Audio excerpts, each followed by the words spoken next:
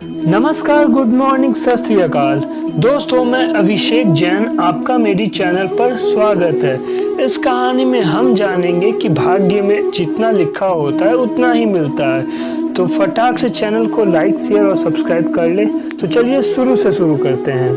एक सोहम नाम का लड़का था। वह बहुत ही दुखी था क्योंकि उसके पास पर्याप्त मात्रा में पैसे नहीं थे। उसका पड़ोसी बहुत ही अमीर था। वह बहुत खुश भी रहता था। वह हर रोज अपनी पड़ोसी को देखकर दुखी रहता था। सोहम सोचता था, काश उसके पास भी एक गाड़ी, बड़ा सा घर, नौकर चाकर हो।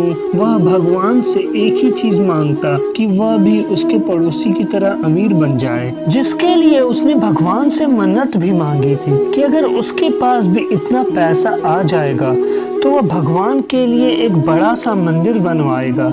इसके बाद भी वह जब अमीर नहीं बना तो उसने सोचा, चलो लोगों से उधार लेकर अपना खुद का कोई बिजनेस कर लूंगा। परंतु उसे कोई उधार भी देना नहीं चाहता था।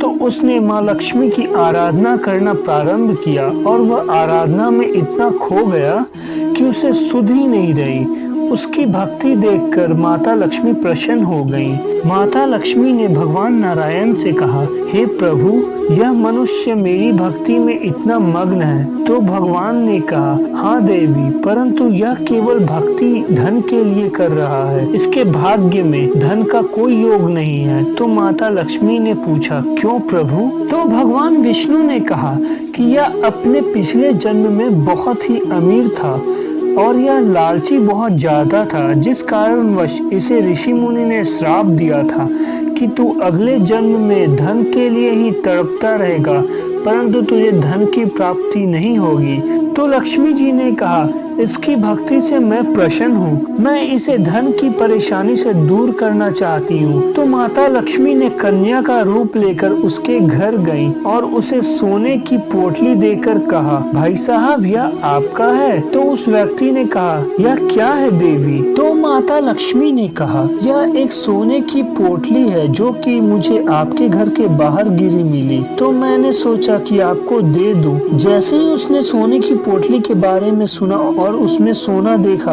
वह खुश हो गया और उसने कहा, जी हाँ देवी, यह मेरा ही है। और माता लक्ष्मी उसे वह सोने की पोटली देकर वहां से चली गई। परंतु जब रात हुई तो रात को एक चोर आया और उसने उस सोने की पोटली को चुरा लिया। जैसे ही सुबह उसे पता चला कि उसके सोने की पोटली चोरी हो चुकी है तो वह रोने लगा। माता लक्ष्मी ने कहा, प्रभु, मैंने तो इसकी मदद की थी, परंतु उसे तो चोर ले गया। इस बार माता लक्ष्मी ने दूसरी स्त्री का रूप लिया और उस व्यक्ति के घर गई और कहा, भाई साहब, आपने जो लॉटरी जीती थी उसमें आपको एक हीरा मिला है जिसे मैं आपको देने आई हूँ। तो भगवान ने अपनी माया के जरिए उसके मन में यह बात डाल दी थी कि उसने एक लॉटरी खरीदी थी। वह खुश होकर नाचने लगा। इस बार उसने हीरे को अपने साथ रखा। वह जहाँ जाता उसे लेकर जाता ताकि कोई चुरा न ले।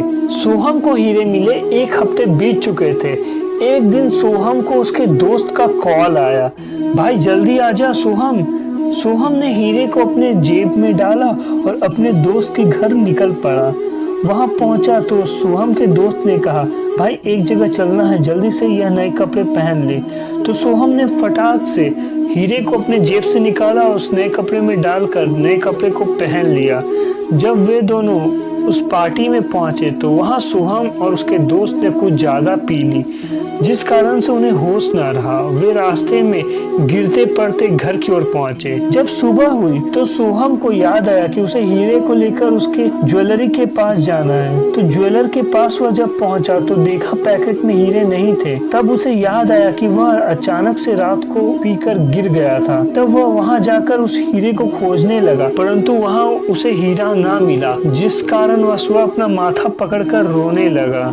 इससे यही पता चलता है कि हमारे भाग्य में जितना लिखा होता है हमें उतना ही मिलता है। सोहम को श्राप मिला था जिस कारणवश उसके भाग्य में धन की प्राप्ति नहीं थी।